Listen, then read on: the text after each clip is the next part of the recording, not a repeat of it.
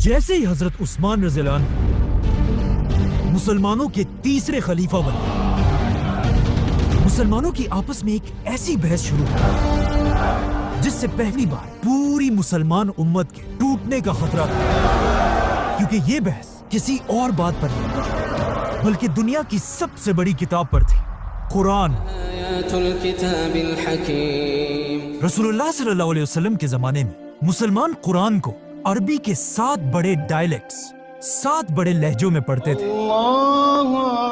लेकिन जैसे जैसे मुसलमानों की खिलाफत फैलती गई, पूरी दुनिया से लोग इस्लाम की तरफ आने लगे और पहली बार सहाबा से कुरान सीखने लगे। लेकिन अब मसला ये था, ये नए मुसलमान सहाबा से अलग अलग लहजों में कुरान सीखते थे, जो पहले तो कोई बड़ा मसला नहीं था। लेकिन आहिस्ता आहिस्ता कुछ नए लोग अपने लहजे को सही कहने लगे और दूसरों के लहजों को गलत, और हालात इतने खराब हुए कि कुछ मुसलमान कुरान के इन लहजों की वजह से एक दूसरे को काफिर कहने लगे। इसी तरह ये बहसें बढ़ती गई और तीसरे खलीफा हजरत उस्मान के दौर में अपनी पीक पर पहुंची। हजरत उस्मान के दौर में मुसलमानों ने ये सारा इलाका फतह कर लिया था और अब मुसलमानों की फौज तेजी से अजरबैजान की तरफ बढ़ रही थी। लेकिन वहीं अजरबैजान में जब एक दिन मुसलमानों की फौज नमाज के लिए खड़ी हुई, नमाज के फौरन बाद मुसलमानों की फौज की आपस में एक बहुत ही खतरनाक बहस शुरू हुई, जिसमें मुसलमान एक दूसरे के कुरान पढ़ने के तरीके को गलत कहने लगे और सिर्फ अपने लहजे को असल कुरान कहने लगे। आखिर ये बहस इतनी बढ़ गई कि ऐसा लगने लगा कि अब मुसलमान पहली बार एक दूसरे के खिलाफ ही तलवारें निकालेंगे। लेकिन मुसलमानों की इस फौज में एक बहुत बड़े सहाबी भी मौजूद थे, हुज़ैफा बिन यमान रज़ियल्लाहु अन्हु। जब उन्होंने मुसलमानों को इस तरह लड़ते हुए देखा, वो इस बात से डरने लगे कि कहीं आगे जाकर मुसलमान फिरकों में न बढ़ जाए, तो वो इस जंग को छोड़कर तेजी से वापस मदीना में खलीफा उस्मान रज़ियल्लाहु अन्हु की तरफ रवाना हुए। और मदीना पहुंचते ही अपने घर जाने के बजाय वो सीधा हजरत उस्मान के पास पहुंचे और उनसे कहा, या अमीरुल मोमिनीन, इससे पहले कि मुसलमान भी यहूदियों और क्रिश्चियंस की तरह डिवाइड हो जाए, आप इस उम्मत को टूटने से बचा लें। लेकिन ये कोई पहली दफा नहीं था कि आसमानी किताबों पर बहस हुई हो, इससे पहले भी ऐसा हो चुका था। दुनिया में 4 बड़ी आसमानी किताबें हैं, तौरात, जबूर, इंजील और कुरान। पहली किताब तौरात एक बहुत बड़े पैगंबर मूसा अलैहिस्सलाम पर नाज़िल हुई। जब मूसा अलैहिस्सलाम ने फिरौन और उसकी पूरी फौज को समंदर में तबाह कर दिया था और बनी इस्राइल को लेकर डेजर्ट में फिर रहे थे, तब अल्लाह ने मूसा अलैहिस्सलाम पर तौरात नाजिल की। जैसे ही मूसा अलैहिस्सलाम पर तौरात नाजिल हुई, उन्होंने फौरन हुक्म दिया कि अल्लाह की इस अजीम किताब के लिए एक बड़ा संदूक, ताबूत बनाया जाए। इस ताबूत में तौरात के साथ साथ कुछ और भी होली चीजें रखी गई, जैसे कि हारून अलैहिस्सलाम की छड़ी, द 10 कमांडमेंट्स और मनो सलवा का एक बर्तन। ये ताबूत बनी इस्राइल के लिए इतना होली था कि वो इसकी अपनी जान से भी ज्यादा हिफाजत करते थे। और आखिर फलस्तीन को फतह करने के बाद बनी इस्राइल ने ये ताबूत अपने सबसे बड़े टेंपल में रखा और अगले 300 साल तक ये ताबूत और तौरात वही पड़े रहे। लेकिन आखिर 300 साल बाद बनी इस्राइल के फलस्तीन पर एक बहुत बड़े कौम ने हमला किया, जिनका सबसे बड़ा वॉरियर था जालूत। जालूत और उसकी फौज बनी इस्राइल को तेजी से क्रश करती गई और फलस्तीन तेजी से बनी इस्राइल के हाथ से निकलने लगा। और हालात इतने खराब हुए कि बनी इस्राइल के उलमा ने फैसला किया कि आज के बाद हर जंग में हम ये ताबूत अपनी फौज के सामने रखेंगे,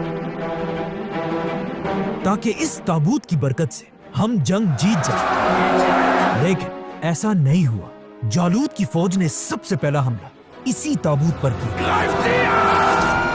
और मूसा अलैहिस्सलाम के इस ताबूत को छीनकर अपने साथ ले गए, जिसके अंदर अब तक दुनिया की पहली असली तौरात पड़ी हुई थी। आखिर बनी इस्राइल का एक बहुत बड़ा बादशाह है, दाऊद अलैहिस्सलाम, जिन्होंने जालूत और उसकी फौज पर हमला किया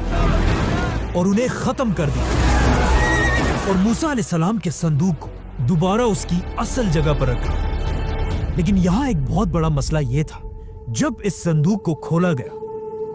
اس کے اندر موسیٰ علیہ السلام کی تورات تھی نہیں۔ مطلب پہلی بار دنیا سے اوریجنل تورات غائب ہو چکی تھی۔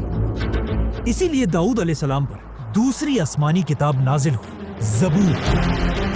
جس کے بعد آنے والے پروفٹس نے تورات کو دوبارہ لکھا اور تورات اور زبور کو ایک ساتھ ایک ہی جگہ سیف رکھ دیا۔ لیکن داؤد علیہ السلام کے 400 سال بعد ایک بار پھر فلسطین پر حملہ کیا گیا۔ بیبیلون کے بہت بڑے بادشاہ بخت نصر، اس نے اتنا خطرناک حملہ کیا کہ لاکھوں یہودیوں کو مار ڈالا، یہودیوں کے ٹیمپل کو گرا دیا، اور بخت نصر نے اپنی فوج کو حکم دیا کہ جاؤ اور دنیا کی ہر تورات کو جمع کر کے ان سب کو آگ لگا دو۔ اور اس طرح ایک بار پھر تورات اور زبور دنیا سے غائب ہو گئی، جس کے بعد اگلے 100 سال تک دنیا میں کوئی بھی تورات اور زبور نہیں تھی۔ آخر 100 سال بعد ایک یہودی نے دوبارہ تورات لکھی، لیکن کچھ عرصے بعد پھر ایک بادشاہ نے حملہ کیا اور تیسری بار دنیا کی ساری تورات کو جلا دیا گیا، جس کے بعد یہودیوں نے بیٹھ کر پھر دوبارہ تورات لکھی۔ اسی طرح آج دنیا میں جو تورات ہے، دا ہیبرو بائبل، وہ موسیٰ علیہ السلام کی اوریجنل کتاب نہیں بلکہ دنیا سے 3-4 بار غائب ہونے کے بعد دوبارہ لکھی گئی ہے۔ اسی لیے آج دنیا میں کوئی بھی یہودیوں کی اس کتاب کو موسیٰ علیہ السلام کی اصل کتاب نہیں مانتا، ایون یہودی بھی نہیں۔ The Bible is literally not true. اب تورات کے بار بار غائب ہونے اور جلا دیے جانے کی وجہ سے تورات اتنی بگڑ چکی تھی کہ اب دنیا میں اللہ کی کوئی بھی آسمانی کتاب اپنی اصل شکل میں موجود نہیں تھی۔ اسی لیے یہاں پر اللہ نے اپنے بہت بڑے پیغمبر عیسیٰ علیہ السلام پر اپنی تیسری آسمانی کتاب نازل کی۔ لیکن انجیل کو بھی بالکل قرآن کی طرح پہلے دنوں میں ایک کتاب کی شکل میں نہیں لکھا گیا، اور عیسیٰ علیہ السلام کے دنیا سے جانے کے بعد ان کے فالوورز زبانی ایک دوسرے کو انجیل سکھانے لگے، اور آخر عیسیٰ علیہ السلام کے 100 سال بعد ایک آدمی نے دنیا کی پہلی بائبل لکھی اور اسے صحیح انجیل کہنے لگا۔ لیکن اس آدمی کی پہلی انجیل کو پوری دنیا کے کرسچنز نے ریجیکٹ کر دیا، اور یہاں سے بالکل تورات اور زبور کی طرح انجیل میں بھی کنفیوژن شروع ہوئی، جس کے بعد ہر طرف لوگ اپنی مرضی سے انجیل لکھنے لگے، اور آخر عیسیٰ علیہ السلام کے 300 سال بعد ایک ایسا وقت بھی آیا کہ دنیا میں ہزاروں ڈیفرنٹ انجیلیں تھیں۔ اسی لیے عیسیٰ علیہ السلام کے 300 سال بعد دنیا کے سارے کرسچن اسکالرز کی ایک بہت بڑی میٹنگ ہوئی، جس میں انہوں نے خود ہی اپنی مرضی سے ان ہزاروں انجیلوں میں سے صرف 4 انجیلوں کو سلیکٹ کیا اور باقیوں کو ریجیکٹ کر دیا۔ اسی لیے آج کے زمانے کی انجیل بائبل کو عیسیٰ علیہ السلام کی صحیح انجیل نہیں کہا جا سکتا، بلکہ ایون کرسچنز بھی اسے صحیح انجیل نہیں سمجھتے۔ تو اب تورات، زبور اور انجیل تینوں آسمانی کتابیں جب دنیا سے غائب ہو چکی تھی، تو اللہ نے دنیا میں اپنی آخری کتاب نازل کی، قرآن۔ Muhammad, read. لیکن بالکل تورات، زبور اور انجیل کی طرح جب مسلمان حضرت عثمان کے دور میں قرآن پر بھی بحث کرنے لگے، اسی وقت حذیفہ بن یمان رضی اللہ عنہ خلیفہ عثمان کے پاس پہنچے اور ان سے کہا، یا امیر المومنین، اس سے پہلے کہ مسلمان بھی بالکل یہودیوں اور کرسچنز کی طرح اللہ کی کتاب پر اختلاف میں پڑ جائے، آپ اس امت کو بچا لیں۔